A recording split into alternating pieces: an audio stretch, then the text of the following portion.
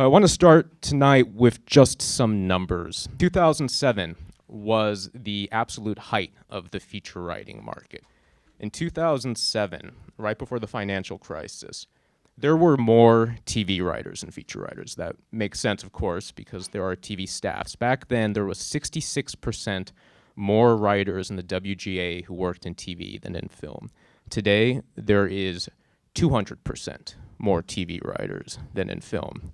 Back then, despite those numbers, film writers made 16% more total earnings that year than TV writers. Today, TV writers earn twice as much total earnings than film writers. So if you don't believe there has been a change, there has definitely been a change. Those are the numbers to back it up. The question is, what do we do about it? The goal for tonight is to walk away with a clearer sense of which path you want to take and the steps that you can pursue in order to do that.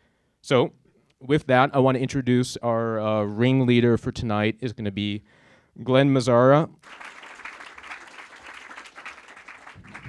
I'll have everybody introduce themselves, and then we'll I'll ask some questions, and then we'll get to questions. There's a lot of people here. I want this to be as interactive and make sure that it's as beneficial for everyone here as possible. Let's go down the line this way. Nicole, why don't you introduce yourself? I'm Nicole Clemens. I'm a Senior VP of Series Development at FX and run comedy and drama for FX Networks. I'm Graham Yost, and I'm the showrunner on Justified. I'm Ian Dietchman. I'm a writer on Parenthood and a feature writer still. And I'm Kristin Robinson, and I write with Ian Dietchman on Parenthood and in features. And I'm Larry Shuman, and I run a management firm, the Shuman Company, which has been around a little over 20 years. Larry, you represent how many writers, and what are you seeing as you manage different careers? Well, we represent probably about 100 writers. Probably about 25% are still very, very active in the feature business. I mean, some people have the ability to juggle and handle several things, features and TV. It's, I think, easier if you're on a cable show, and the order is somewhere, on the average 13 episodes. Sometimes there may be 15 or 16, but doing 13 episodes is a different year. So I think that's a big, big factor in their ability to develop for TV and or features, for sure. And Graham, you started in features and then made the move to TV? I'd always had a TV agent at CAA because when I started there, I was in TV. I came up with this idea, it became Boomtown, a show that lasted a year and a half on NBC, and that was the first time I was running a show. That got me back into television, and that was really like a whole new world kind of thing to walk into that. Ian and Kristin, can you tell us your story? Because you've made the shift more recently. We decided to write something specifically for television, a pilot, and we wanted to be sure that it reflected our voice, what we could do. It was read by Michelle Lee. She loved it. She gave it to Jason. He had us come in and sit down. Turns out he was interested in us for Parenthood. What was the draw to TV? You want to know that you're going to be able to have a stable income and all of that, and it's just becoming harder and harder as a middle-class feature writer to be able to do that. When we got on Parenthood and we wrote a script, and then 3 months later they shot it, and then a month after that it was on the air, we were like, oh my God, this is so much more creatively satisfying. We're still doing features, and we want to be doing both, and I think any writer, you have to be doing both. The people coming in and pitching to you, the people that are being submitted to you, both for staffing on shows, are you seeing that they're experienced TV writers, or are you seeing more, feature writers, and does that make a difference to you? So if you find that voice and you feel like they have the chops, we'll take that shot. It's all about the material and then do you want to be in a room with them for 10 hours a day? In terms of feature writers versus TV writers, I've read, this is the other thing though, is when you're reading a lot of people, if you're reading a lot of features, it's like, oh my God, it's 120 pages. The first 10 pages better just be fantastic. When you decided to make the move, what kind of material did you need? Did you try to target shows?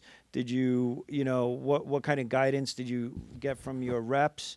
We asked them what would we need to do, and they said, if you want to do that, you need to write a pilot to show people that you can write TV. We wrote down a list of every single TV writer that we knew, and then started reaching out to them, even when we were writing our pilot, like, can you just give us advice? We read a lot too. We read everything we possibly could. And how do you guide somebody through the process? We try to really try to understand what that specific showrunner, where their sweet spot is, and everyone's got a different thing. If you have a portfolio where you've got some great material, you can work it.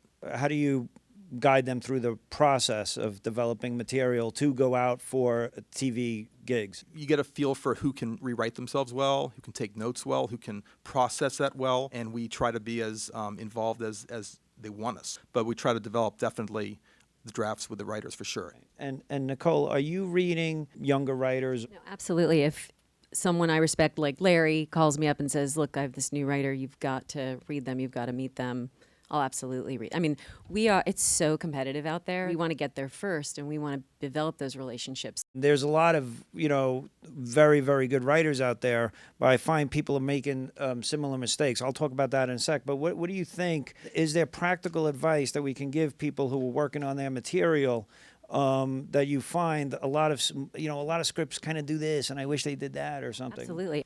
Know what you're writing about. I'm not saying you have to know what's going to happen exactly to Walter White at the end of the last episode of the last, season, but you do thematically know where your character's going. We're looking for a great character journey. The genre is just the container. Consider that TV, it's cool people doing cool shit every week. You got 60 pages. That's what you've got. Slow down, push in, and really examine your characters. I don't know. What do you guys think? I think it's so much of it is also what you guys are kind of talking about is creating a pilot that has a real emotional life to it. I mean, you have to keep practicing at this, and I just feel that there are people who haven't been either on staff and have gotten to become better writers, so they don't have that experience. And the point is, you have to really keep practicing. Well, like the difference is in film, you can sell a bad script with a great idea, but in TV, you're not going to sell a good idea with a bad script. Do you really think that a lot of the original pilots you're going to sell, or do you think that they are good samples to get the writer known and start to build relationships within the TV world? We think we've got some amazing spec pilots that are we think should be, the top shows on television. That's how we feel. Not about everything, but about certain things. What are some of the things, Nicole, that, if you're developing something from a feature writer who's had some success in features, they're coming over to TV, how do you look to build a team around that person so they succeed? We're going to do everything we can to protect that voice. It's imperative that they be able to become showrunners. The main thing is to support them with people that are going to not undermine them, but really help them do that. You're looking for a pilot. You're either looking to develop or to sell or maybe to attach to or whatever. And you want to get a sense of character. You want to get a sense of an interesting world. So you want stuff set up, but you also want to make sure that it's satisfying, So what do you consider? How do you balance that? We always try to say that it's like the pilot is like the tip of the iceberg. You want a sense that there's an iceberg under the water, but you don't need to see all of it. And we want to end with questions. I mean, The Shield's a great example of questions that will pull you into the second episode. I guess we're always looking for that type of voice that we feel that has got a rhythm in a pilot that we can then help develop it. Let's talk about the rewrite process, because in features you turn in your work and then you're fired and then somebody else rewrites you.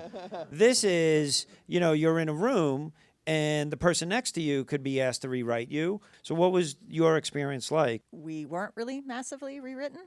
Jason did do, a fair amount of sort of polishing at the end. We would get notes on stuff, and he would have us do our own rewriting. The writer's room is also where the showrunner's going to hang out, okay? Because it's really no fun producing the show. You're dealing with, producers, and everybody's got an issue, and da-da-da, and it's all, but writers, we're all cut from the same cloth, so you're talking story, and that's what we love to do.